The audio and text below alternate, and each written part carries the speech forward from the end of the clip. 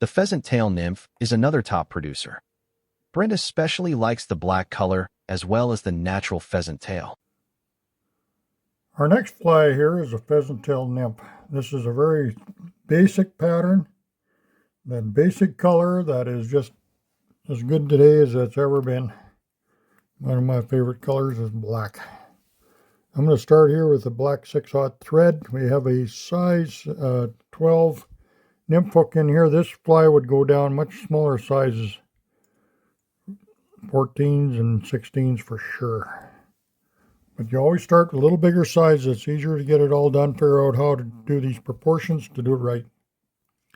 Now we're going to use a pheasant tail fibers for the body. This is in black. It's got nice markings on it.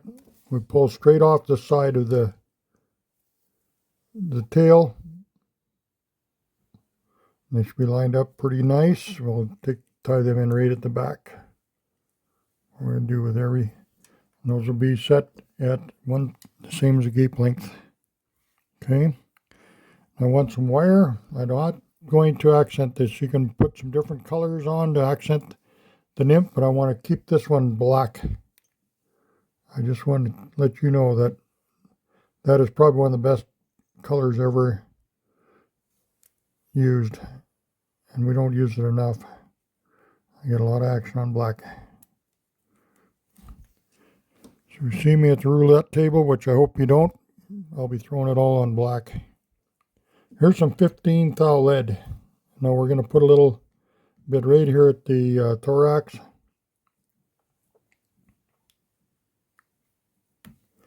Just pull that off with your fingers. There we go. That'll just kind of keep the fly a little bit level. Otherwise, because the weight of the bend weighs more than the front, right? So I'm just going to come back again. I want to lay the foundation. Now, when I was tying flies, when I was telling you earlier, when I started, it was not pretty, not even close. I did a lot of wrapping for nothing. So I took all these flies I was so proud of to show a couple of guys, Walt Lawson and John Dorman, a couple of the better tires than where I was from, and Walt ended up being a real good mentor. John taught me lots too. But my proportions were horrible, and because nymphs look so simple, you know, what can go wrong? To really look at them, there's not a lot of, they weren't that exciting. But I found out over the years, that's where the action is. The nymphs are probably one of the most productive patterns you're going to throw. I'm going to cut these little curlies off the end here because it kind of snag each other up. Put that in a hackle plier. I'm going to wind this forward for the body.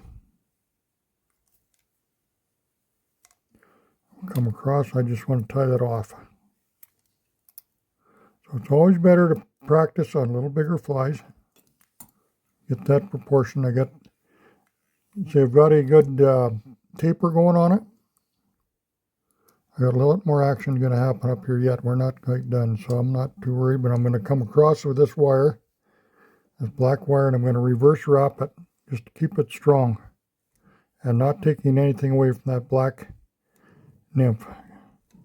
Like I said, I cannot emphasize enough how much trout love eating black. Most flies are bugs they eat are black. Okay.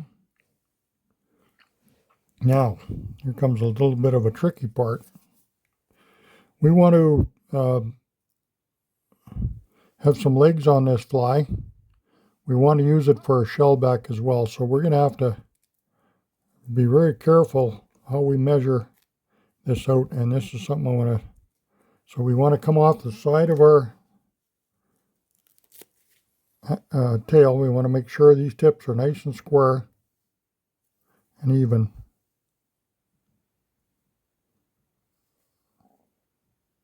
There's a couple that aren't. I'm going to take them out. Okay, so what we're going to measure is 1/3 back is going to be the wing case. Then I want it over the back, so that 1/3 has got to be back here. Then I want the length of the leg, so I'm going to be almost to the end of the tail.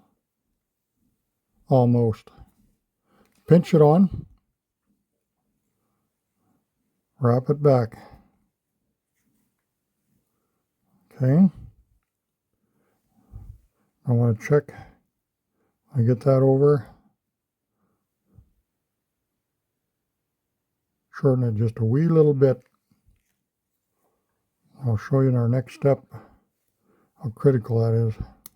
Cut off those butts. Then we'll come in with some peacock herl. Now this is dyed red, if you can imagine. We have all these synthetics hitting the market and just taking the market by storm. Everybody's using all this fancy colored stuff. I was so excited when I seen dyed peacock herl, because peacock herl is the best material out there. Mother Nature left us some really good feathers to work with. And this gets bronze color. When it's wet, it's a bronze color.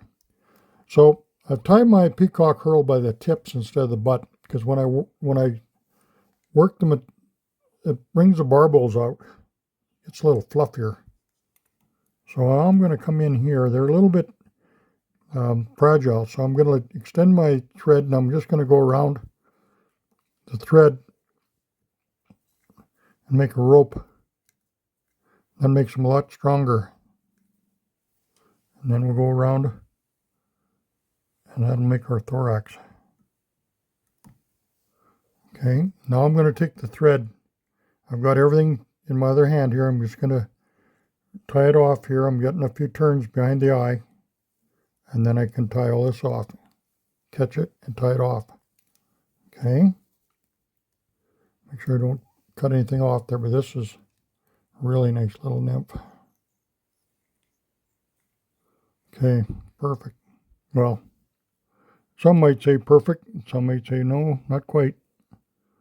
My buddy Walt, he always said, well, it'll catch a fish. Then I knew it wasn't that great. He would never tell you it was a bad fly.